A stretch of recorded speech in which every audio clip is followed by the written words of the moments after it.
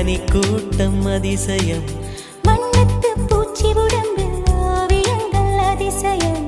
துளை செல்லும் காற்று மெல்லிசையாதல் அதிசயம் குருநாதர் இல்லாத குயில் பாட்டு அதிசயம் அதிசயமே அசந்து போகும் நீ எந்த அதிசயம்